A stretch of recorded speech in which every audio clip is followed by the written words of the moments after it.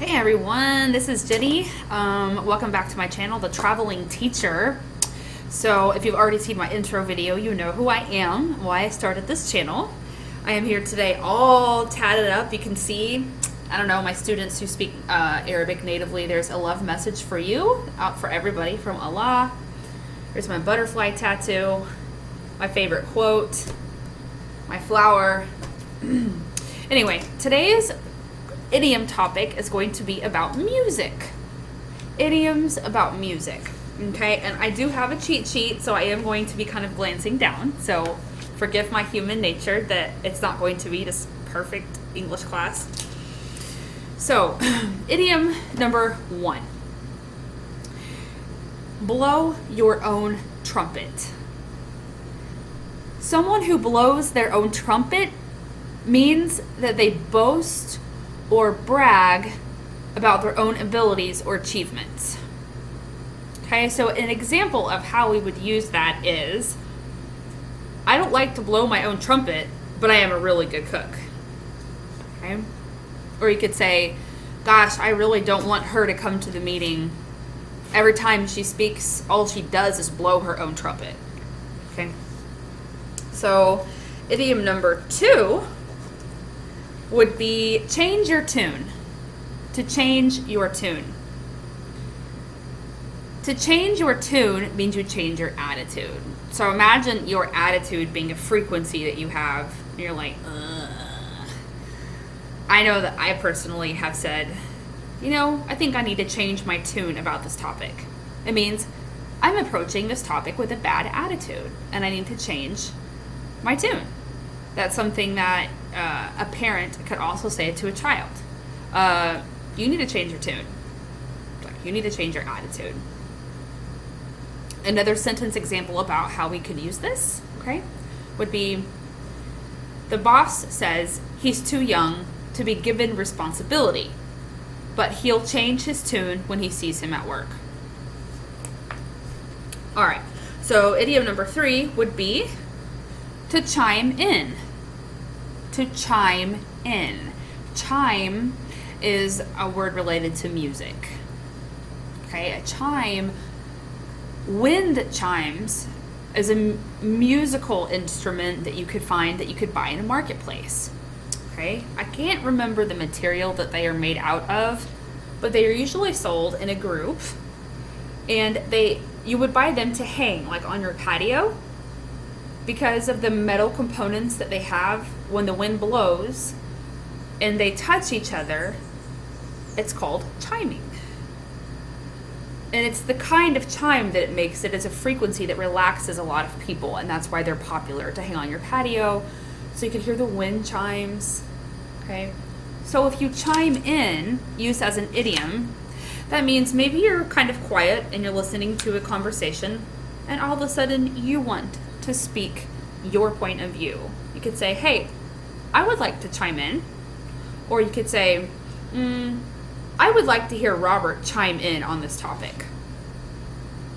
So the actual definition says, if you chime in, you interrupt or join a conversation, especially to repeat or agree with something. And a sentence example would be, while I was explaining to the bus driver what had happened, the other passengers chimed in and gave their version. Okay. So the next idiom would be, we'll go with blow the whistle. Blow the whistle, or to be a whistleblower, means you know that somebody is doing something illegal. To blow the whistle means you make that activity known. You're the tattletale. That's another idiom. Okay, I'll just read the actual definition, and then I will naturally give you, as a native speaker perspective, what I would perceive it or how I would use it. So, if you report an illegal or socially harmful activity to authorities and to give information about those responsible for it, you blow the whistle. Or you are a whistleblower. A sentence example would be, He refused to blow the whistle on his boss for fear of losing his job. So I hope that's clear what that means, to blow the whistle or to be a whistleblower. It has a negative connotation. Like if you have a reputation for being a whistleblower, a company may hesitate to hire you, especially if they are not operating within integrity and honesty. Okay. So what time are we at? 5 minutes, 25 seconds? Oh, okay, all that jazz. The next one would be all that jazz. Jazz is a genre of music. So when we use this expression in English, we say all that jazz. The expression and all that jazz is used to mean other similar or related things, or everything of the kind you have been talking about. Okay, so sentence example would be, let's get out the tinsel, the fairy lights, and all that jazz to decorate the Christmas tree. All that jazz. It's like you're talking about this one topic, and then you know that it could include this whole other group over here. So instead of saying, like for example, Christmas decorations, instead of saying, let's get out the tinsel, the fairy lights, the Christmas lights, the snowmen, the lawn decorations, the ornaments, you could just say, let's get out the tinsel and the fairy lights. You know that opens the door to referring to Christmas decorations, which encompasses this whole other component or this compartment of items. So instead of needing to list all of that, and as a native English speaker, if you said and all that jazz, I would know that you're referring to all of that instead of having to say it. So I hope that is clear for you. So that is the fifth idiom.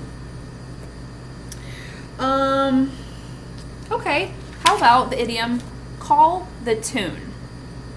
Tune being the music-related word in this idiom. To call the tune. Someone who calls the tune makes the decisions or is in control of the situation. For example, and this is funny, Alex shows a lot of authority, but in fact, it's his wife who calls the tune. That's kind of funny. Who else can relate to that? To call the tune. Okay, that was 6. Okay, idiom number 7. To drum something into someone's head means that you teach something to someone through constant repetition. You drum it into their head. For example, when we were kids at school, multiplication tables were drummed into our heads. Maybe there is a topic about English that you learned in school that was drummed into your head, like the verb to be, or hi, my name is, where are you from? Maybe that was drummed into your head, taught on repetition, so much that it becomes like a beat of a drum. Drum being the music-related word in this idiom. Boom, boom, boom, boom. Is that clear? I hope so. If it's not, post questions, post comments. I'm here to clarify. Okay, I do love to teach. Okay, how about this one? Fit as a fiddle. I think this is the 8th idiom. Fit as a fiddle. She is just fit as a fiddle. For example, if I said, my cousin Betsy, she just turned 65 years old, but she is still fit as a fiddle. That means she is in an excellent state of health or physical condition. My grandfather is nearly 90, but he's as fit as a fiddle. That's a fun one. Well, let's see. Okay. The next idiom would be something, if you play second fiddle, related again to the word fiddle. I swear there's a ghost in my house. I wake up during the night hearing bangs in my kitchen. I'm like, is there a monkey in my house? I'm in Brazil. Yesterday I went out to smoke a cigarette and there was literally a monkey going across the power line in front of my house. So that's why I wake up and I'm like, what was that noise? Is there an animal? I'm not scared of monkeys. I don't really want a huge cockroach or something that would freak me out. Anyway, to play second fiddle. If you play second fiddle to someone, you accept to be in second importance to that person or have a lower position. So the sentence example that this gives is, when Charles became chairman of the family business, his brother declared that he would rather leave than play second fiddle to him. So another example would be, and this is real life experience for me, there was a married man. I did not know that he was married when I developed feelings for him. And then as he was trying to pursue my attention and showing his interest, and I was kind of starting to give him that attention, he disclosed that he was married. For me, that's a deal breaker. That's another idiom. It's a deal breaker. I do not involve myself with married men. I am wife material. I am also waiting for my husband. I am not going to involve myself in the relationship of another person. And I told him, I will not play second fiddle to another woman. No. That's another real life example. Okay, the next one would be to jazz something up. If you jazz something up, you add something to try to improve it or make it more stylish and exciting. For example, I felt like wearing this dress today. I was like, I feel like wearing a dress. And I decided to jazz it up a little bit with these earrings. These earrings are from my grandmother. My grandmother is dead. She was very close to me, and she traveled the world as well. And everywhere she traveled, she bought earrings. And when she died, I got all of her earrings. So I wear a different pair of earrings every single day. And this is a part of my grandma and her legacy. So to jazz something up, the dress needs a scarf or a necklace to jazz it up. Or the chef decided to jazz up the fish with a spicy sauce. All right, moving on. The next idiom would be make a song and dance about something. If you become unnecessarily annoyed or excited, or make a fuss about something, you make a song and dance about it. Like, you could say, I don't understand why you're making song and dance about that. Like, you're making a big deal out of it. Song and dance is like you're making a big deal. Chill out. What's the song and dance about? The next idiom related to music would be music to your ears. When something is music to my ears, I like it. I like it a whole lot. To think about my dreams coming true, to think about having 2 YouTube channels, that I'm really creating wonderful content for people to help them on their path, whether it's English, whether it's travel help, tips and tricks and travel hacks about how to navigate travel things, or how to recover from trauma, how to write a book, how to set up an online store, the things that I love to talk about. Gosh, for YouTube to monetize on both channels and pay me really, really beautiful money to do what I love, oh, that sounds like music to my ears. And to make a living traveling, doing the things that I love, that sounds like music to my ears. To say that something is music to your ears means that the information you receive makes you feel very happy. The manager's compliments were music to my ears. Okay, the next one would be face the music. When you have to face the music, or when it's time to face the music, it means that it's time to face something that is unpleasant, that you maybe don't want to deal with. When a person has to face the music, they have to accept the unpleasant consequences of their actions. For example, the boy was caught stealing. Now he has to face the music. But guys, I can tell you as a native speaker, at least from where I am from in Oklahoma, we do not just use this in regards to our own bad consequences. It can be used to face anything unpleasant that you don't really want to face. It's time to face the music. Like if you know you're going to get fired. Or if you know someone's going to die. My best friend has stage 4 cancer. She's been placed on hospice. It's time to face the music. It's like it's time to acknowledge and accept the fact that she's going to die. Like, I've got to face that music. Okay, when something rings a bell, okay, the literal act of ringing a bell in English. Ding dong. If something rings a bell, it sounds familiar, but you don't remember the exact details.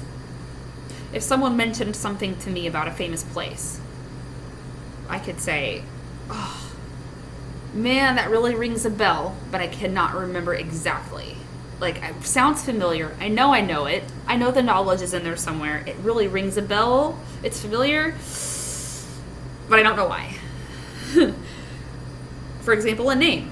John Bentley. Oh, the name rings a bell, but I don't remember him. The next one would be to sing a different tune. If somebody sings a different tune, they change their opinion about something, or they change their attitude about something. Just like the idiom from before, to change your tune. Sing a different tune. Like, I'm ready, like, maybe you have a condition in your life that you can't change. You don't have control over it. Maybe it's a job that you have to do right now that you're not really happy with for whatever reason. You could still choose to change your tune about it, or sing a different tune about it, and find positive things about that job so that you can just focus on the positive, stop giving your attention to the negative. You could start singing a different tune. Maybe a different one will come in. Okay. When somebody sounds like a broken record. Someone who says the same thing again and again sounds like a broken record. I recently had a relationship I got out of that was becoming like that.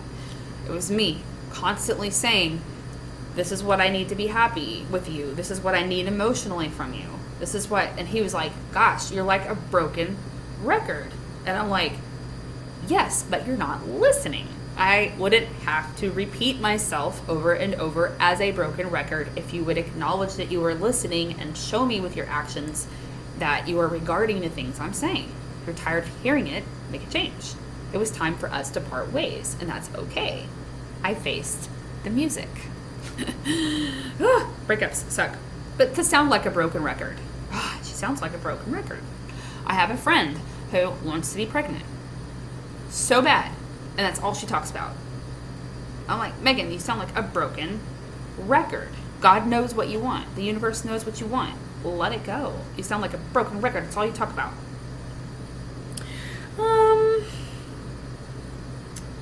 It takes two to tango. This video is getting kind of long, so I'm not going to read through all of the rest of these, but I'll get 2 or 3 more. It takes two to tango. A tango is a kind of dance. It originated in Argentina. It takes two to tango. We say this when we think that a dispute or a difficult situation cannot be the fault of one person alone. Like, it takes two to make a situation happen, whether it's for the good or for the bad. You know, like, hey, I'm wanting to do all of this stuff over here, whether it's about business or finance, but it takes two to tango. Like, come in here and dance with me. Or if someone is complaining about a horrible incident that happened, hey, it takes two to tango. That means you probably had a part to play in it. It takes 2 people to make that happen. So what was your side? What's the truth? As clean as a whistle. If something is as clean as a whistle, whistle being the word related to music for music-related idioms, something as clean as a whistle is extremely clean. This can also mean that a person's criminal record is clean. Sentence example. Bob spent the afternoon washing and shining his car until it was as clean as a whistle. Okay, that's it. Okay, guys, I hope that this contributed something of positive value to your English learning journey. I challenge you to pay attention to the ones that really resonate with you. The one that, like, you're like, oh, I like that a whole lot. I really understand that. I really appreciate that play on words. Write it down. Write it down. Immediately connect that cognitive process with writing. Practice saying it. Go back and watch the parts of the video where you see it explained. posted sentence example of it in the comments, okay? And if it's incorrect, I'm happy to correct it for you, okay? And also, write down the expression with the sentence example, hang it up somewhere that you see it. And make that your focus this week. See it. Because after you write it, after you've listened to it, and then you see it in your personal environment hung up on a daily basis, it will become a part of your fluency in the cognitive process. Okay? That is just my personal example. That is how I acquired fluency in Spanish, and that is how I am also learning Portuguese now that I'm in Brazil. Okay? Any questions, comments, feedback, leave them in the comments below. If this contributed value to your life, subscribe to my channel. And like this video, share it on your social media, tell your friends to subscribe, and I will see you in my next video.